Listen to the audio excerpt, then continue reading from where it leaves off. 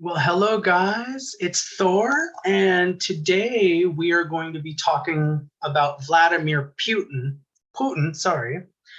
And obviously, people are very curious about Putin and what's going to happen with this Ukraine war that's been going on since, I believe, February is when it started. So we're going to be taking a look at his chart. We're going to do a very quick, I'm going to give you a few points from his chart so that you guys can know a little bit about who he is, what his personality is, and maybe we can get a little bit of information on that. One of the things that we have to do when we look at an astrology chart is we have to take our egos out of it. So we have to look at it with a very objective point of view. And I know nowadays with political preferences, things become very heated. But I'm going to try to make this very unbiased so that we can just focus on who is this person, but what do I see coming for him in the future? And I do feel like, there's going to be something that happens towards the end of the year. And we're going to talk about that when he enters Mercury Mahadasha. So we'll explain about a little bit about that. So thank you guys for being here. Those of you guys that are on my live stream, thank you. And let me share with you guys, I have a little presentation, and then we also have the chart of Vladimir Putin as well. And let's take a look at the presentation. Those of you guys that are new, let me activate the slideshow here. Those of you guys that are new to my channel, please like and subscribe if you guys like this kind of content. I do astrology readings on a lot of political figures, celebrities. We even do some cryptocurrencies, even though the cryptocurrencies are having some big trouble right now with the economy. We can do more videos on that, by the way. But my goal is to reach 10,000 subscribers, and I hope to do that by the end of the year. That would be great if I could. And also, those of you guys that are interested in having your own personal charts read, please check out my website. The details are down below, and there's 40% off all our readings on my website if you put codename Thor at checkout. All right, guys, we're going to take a look at Putin's chart. So let me stop that. So what we're going to do is we're going to take just a quick look at his chart, see what we can get out of it, what kind of person Putin is. So let me bring the chart up. So this is Putin's chart. This is the best we got. A lot of astrologers are using this birth time, so I'm just using it. And it seems to go with the course of events with Putin right now. It seems to actually dovetail pretty nicely with his life. So first thing you guys are going to know when we look at his chart is you're going to notice he's actually a Libra ascendant right here. So first lord in the first house, Venus. Venus, in the first house, it's his first lord. So that's why he's president of Russia. I mean, it does give a lot of leadership potential. Also, in the eyes of the people there in Russia, as far as I know, in Russia, not the Western world, but in Russia, he's seen as he's been pretty popular. I don't know how recent events have gotten with his popularity, but that's how he was able to rise the presidency. Is Venus here because it's very strong, and it's Mula Tricona sign, Libra. It's in its own sign. It's the first lord in the first house. So Venus is his chart ruler. Okay, and he made it to the top post in the land. It's not easy to become the leader of a country. Also, one of the things I do want to bring up in Putin's chart is if we take a look at the moon in the 8th house, this is kind of interesting to me. It could show a mother, it could show actually a clairvoyant mother, and it could even show a mother that's a healer in some ways. I don't really know Putin's backstory, but it could definitely show like a healer mother, a mother that had a lot of secrets, for example. That would be interesting. But one of the things that moon in the 8th house is going to show is somebody that they're very comfortable with the idea of secrets. So let's just say wherever moon is in your house in the chart is going to show what you're comfortable doing. So if moon's in the 8th house of secrets, you have a lot of secrets. You're comfortable with secrets. You're comfortable with, it shows Putin being comfortable with a certain level of drama or volatility. because 8th house is the house of sudden eruptions, violent eruptions, and massive changes of form. Okay, it's the house of death and rebirth. So that's interesting. When someone has their moon there, it shows this person's pretty comfortable with it. So if people are wondering, like, is he having a calm head during this whole thing? You know, basically most of the world has shunned him and the country. Is he pretty comfortable with this? Well, yeah, he has moon in the 8th house. He's used to this. He's used to conflict. He's used to disruption. Okay, so that shows his mentality. So let's go to this chart. I was going to show you guys this for a second. One of the things we like to look at also with charts is we like to look at one of the things, well, all of you guys will want to look at is your rising nakshatra and the nakshatra that your moon is in. Okay, so rising nakshatra of Spati is going to be the power to scatter like the wind. He has to have the freedom to move. So he is definitely somebody that he always has to be on the move. I don't know much about his personal life, but he needs, you know, that's the power to scatter like the wind. So maybe he travels a lot. Moon nakshatra and Kritika is going to be a really good example of what kind of mentality he has. He has a very no BS mentality. So he's the type of person, probably when he's having meetings with the other ministers or even with other leaders, even if it was with Biden or somebody, he has a no BS kind of mentality. Like, just tell me the facts. Just tell me like it is. Tell me what you really think, the truth. I don't want to hear any BS. Okay. Kritika is also a war nakshatra. So he has a war mentality. And I remember he worked in the FSB. So he almost worked in a type of military environment. So he has a military mindset. Kritika people usually have something to do with military or police work or something like that. Let's go back to the presentation. So moon in the 8th house, guys, is going to show comfortable with unstable conditions, doesn't mind risk. And the Rahu in the 4th house makes him extremely patriotic, like extremely patriotic. And then Saturn in 12th house, problems in foreign lands, frustration from abroad. Okay, so let me show you guys that. That's actually a really interesting one to talk about. So let's go. So the Rahu in the 4th house, remember 4th house can represent things like, oops, okay. 4th house can represent things like your house. It can represent your mother, but it also can represent your homeland. Okay, so in a president's chart, I would see it being their relationship with their homeland. So Rahu being there shows this person is like a diehard nationalist. Okay, patriotic is an understatement. He's very patriotic. So when we see the videos of him doing like all the little like things where he's giving the wreaths for special memorials, that's definitely a part of his personality.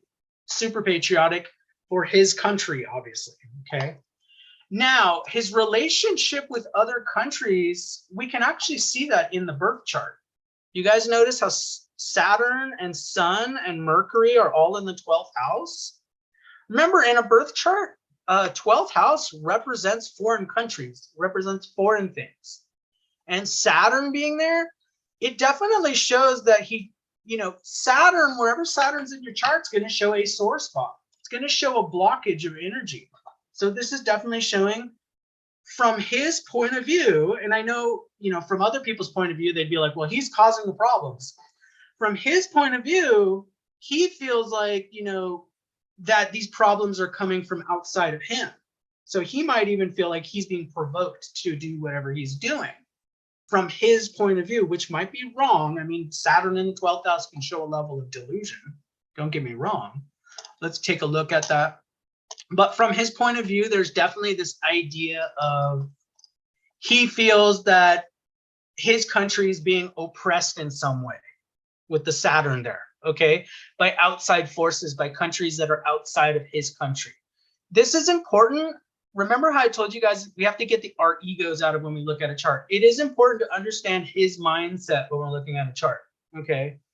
So also one of the things about when we have Saturn with Sun, and also this can show up in charts where Saturn is aspecting the Sun in people's charts. It can show severe ego invalidation problems.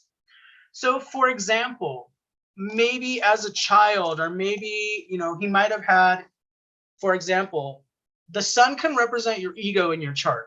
And when Saturn is suppressing the sun, it shows that he could have suffered severe invalidation. Maybe he was teased as a kid. Maybe his parents invalidated him in some way. But it shows some sort of ego invalidation problem, which can lead to problems in the future. So it can lead to, for example, if you were invalidated a lot in your childhood or in life, it could show that you're, you know, trying to seek approval or trying to seek attention in all the wrong ways in future. So for example, you know, somebody that has experienced a lot of ego trauma in their life might end up becoming a narcissist or a petty dictator in the future, because they're over projecting the ego damage they had as a child. They're projecting that now as a narcissist. Okay, so sometimes you can see narcissism, you know, with Rahu and the sun. We can also see narcissism even though he doesn't have Rahu and the sun together. But with Saturn and sun, you can see issues with that because there was some sort of ego invalidation that took place. All right, let's go back to the chart. So right now, guys, he's in Jupiter Bhukti, and that's what we're going to look at first. And he's in Jupiter Bhukti May 12th, 2020 to November 24th, 2022. So till the end of the year, he's in this Jupiter Bhukti. For Libra ascendant, Jupiter's not a good planet. Okay, so Jupiter rules the 3rd house and the 6th house. It's a planet of stress and worry. And also, we're going to look at his chart. It's also, you know, it also is going to represent things like war, because 6th house represents war. So let's take a look at that. Let me show you in the chart, and we'll clean this up.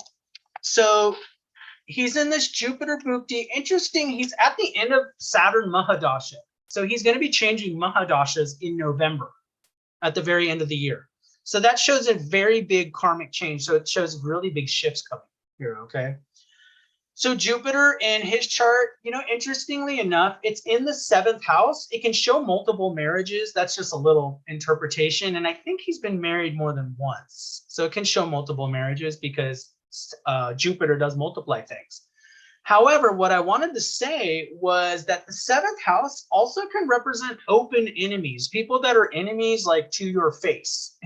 Enemies, like somebody that confronts you openly and you know they don't like you, you know. So it also shows having a lot of open enemies. So he obviously has a lot of enemies, but that's interesting because it does go into this whole war narrative. So we look, so Jupiter's in the 7th house. It rules the 6th house. Again, that's all enemies. It rules the 3rd house. Okay, so the 3rd house and the 6th house are both cruel houses. Okay, so this shows a lot of stress and worry at the moment from his point of view. He's stressed out, worried. Also, Mars is being activated there, okay? So we see that he made an aggressive move by going into Ukraine. Okay, so war is going to be represented by the 6th house. That's going to be conflict. That's going to be war. So the 6th house was activated during his Jupiter, okay? Also, Mars is being activated. So Jupiter's actually lighting up the planets that are in its Rashi. Okay, so we got 6th house and Mars both activated, which shows this impetus to go to war. Okay, so that's why we see the aggression. So I do expect, at least till the end of the year, there's probably going to be further aggression happening with this whole situation because of this Mars aspect and the 6th house aspect. Okay, so there's conflict, aggression. That's, you know, but it also shows, like I said, it's a stressful and a worrisome time. It's not like from his point of view, he's having fun. He's not necessarily enjoying what he's doing, but stress and worry, the 3rd and 6th lord. Okay, so let's go and take a look at the presentation for a second. So Mars is the Karaka of war and aggression, and obviously that's being activated. Also, I wanted to talk to you guys about the Saturn Transit, and I've been preaching about the Saturn Transit for a while. You guys are probably aware that Saturn, if you watched my last video, Saturn's going to be going, Saturn's already retrograde, but it's going back into the sign of Capricorn on July 12th, and then it's going to be there all the way till January 23rd. Well, I wanted to look at that transit because this really does show future events. Okay, so the second half of 2022 is very much going to be influenced by this whole Saturn transit. So let's take a look at that in Putin's chart. So Saturn's going to be basically in his fourth house of Capricorn. Okay, I see a lot of problems happening in Russia, his homeland, during this time, because Saturn's going to be causing things like shortages. It's going to be causing problems. Okay, so remember how I was saying earlier, like he might be very patriotic, but it shows a lot of problems, and it can even be problems from the people there. So he might actually have a lot of people there that are not happy with what's going on. Okay, and then Rahu's there too. So there's this odd element of, you know, both Saturn and Rahu both are considered cruel. So there's this element of confusion, element of maybe even not knowing how to respond because of Rahu, natal Rahu being there. Like, how do you respond? People are not happy. People are having shortages type of situation. And so that's what I wanted to talk about. This could show problems in the homeland. For example, Saturn tends to freeze and restrict things. Shortages could become a big issue. Obviously, they're pretty much a big issue everywhere, but I think it's going to become very apparent it's an issue. Like if it's in the fourth house, it's showing that they're feeling it. The homeland is feeling it hardcore, like really hardcore. Also, guys, the government could be very, like whatever his rulership could become very oppressive. So that's where I say at the bottom also could represent the government itself becoming very oppressive agent in the homeland. Okay, so it could represent a lot of his government cracking down on the people there. So anywhere Saturn goes is going to show like government crackdowns, restrictions, lockdowns, all types of things. That's really represented by Saturn when we look at a chart. Okay, so let's go to the next thing. Guys, this is the big one. Okay, and I know I've been talking about this one. This is the big one, okay? Remember on August 2nd, we're having the Mars-Uranus-Rahu conjunction. And this occurs at 24 degrees of Aries on August 2nd, 2022. And I'm telling everybody there's likely to be a big, huge event around that time, on scale. I see it being global because of all the energy. And remember, guys, it happens in the sixth house of the USA chart and the sixth house of even Biden's chart. So this could be something warlike or aggressive happening on that day. It could represent economic fallout as well, because we're already seeing the dominoes fall on that quite a bit. But what I wanted to show you guys, Putin's natal Jupiter is at 26 degrees of Aries. It's only like 2 degrees away from this thing. And usually when we look at, when we consider a planet conjunct with another planet, usually it's within an orb of 3 degrees. So this conjunction with Uranus, Mars, and Rahu is within 2 degrees. So it easily fits the definition of being conjunct his natal Jupiter. So let's take a look at that. And remember, guys, his Jupiter in Putin's chart, Jupiter's not necessarily a good planet. It rules the third house and the sixth house. It's not like a happy. You guys, when we're looking at planets, even when we're looking at a planet of Jupiter, we have to look at what it rules for your ascendant. Even though Jupiter is a natural benefic, it can be a functional malefic in your chart. So in Putin's chart, it's a natural benefic, but it's a functional malefic. So that's what I want you guys to be aware of. Okay, so this is, guys, so this is where Mars, so this is where the whole Mars, and then we're going to have Rahu. I'm doing the little horseshoe. And then we're going to have, and I don't even know if I'm doing this properly. Okay, that's the Uranus symbol. Those are all going to be right on top of Putin's Jupiter. Okay, and remember, his Jupiter represents the sixth house, the third house. This could be some aggressive move that he makes during this time. This could be some sort of aggressive move. That's what I want to say. And it could indicate more warlike activity happening around that time. So definitely, you know, and it coincides with he's in the Jupiter Bhukti. I mean, it all kind of lines up. This is he's in a Jupiter Bhukti, so this is all being like amplified. This is very amplified. I want you guys to be aware of that. So definitely check for that date. It's very likely that whatever's happening around that time, Russia or Putin might be involved with that event. Okay. So watch that event. And I'm saying even in my monthly predictions, August 2nd is a day or around that time, we all need to be really alert that something could be happening around that time. Okay. And so, like I say in the presentation here, I say look for a significant event around this date. Putin is likely to be involved in this event since it hits one of his personal planets. It's very possible he might be involved in whatever's happening because it's hitting a natal planet. And if any of you guys have natal planets at around 24 degrees of Aries, definitely you're going to want to do some research and find out what that's all about, because that is a lot of energy on one planet. Okay. So like I said, guys, this happens in the 6th house of Biden's chart. Again, that represents war in the 6th house of the USA chart. So there could be some sort of conflict or something happening around that time. And I'm not saying that to get everyone in a fear timeline. I want everyone to be happy. But I want to show you guys what the planets are showing. All right, so let's go. The Mercury Mahadasha, I do feel like, guys, by the end of this year, I do feel like Putin, when he enters his Mercury Mahadasha on November 24th, I do feel like either he's going to resign or he's going to fade out. Like he's going to, maybe hand it over to someone else. It could be he's being forced to because Sun and Saturn are in the 12th house. So let's take a look at his chart. And we'll tell you guys. So when you're going through a big Mahadasha transition like he's going to go to at the end of the year, it does represent a really big change. I want you all to be aware of that.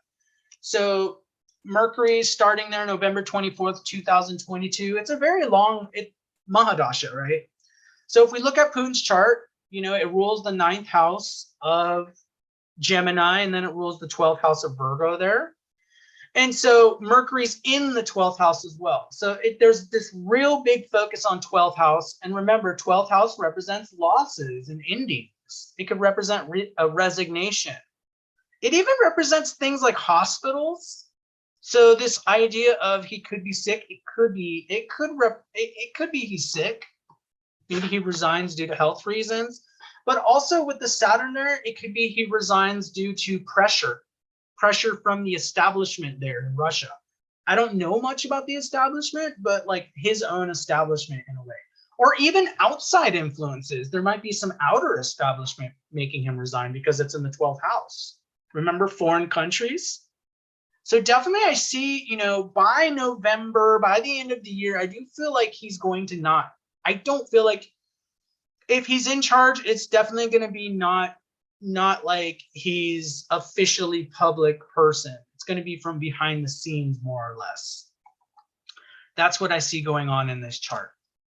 So let's go here. So Mercury is in the 12th house. It rules the 9th and 12th houses. And guys, the 12th house, it represents losses, endings, prisons. The prison prediction, I'm not really keen on that one. Usually K2's involved with prison, so I don't see that. Monasteries, ashrams, retirement, resignations, hospitals. So I do feel like this could represent being forced to resign just because Saturn's there. There's an element of being forced to. It could be even the health. So you could be forced to resign due to health reasons. I mean, it feels like it's exterior to you, like you're being forced to resign for health reasons. So I do feel like he's not going to be in power by the end of the year, or at least end of the year, beginning of next year. I feel like there's going to be a big shift there.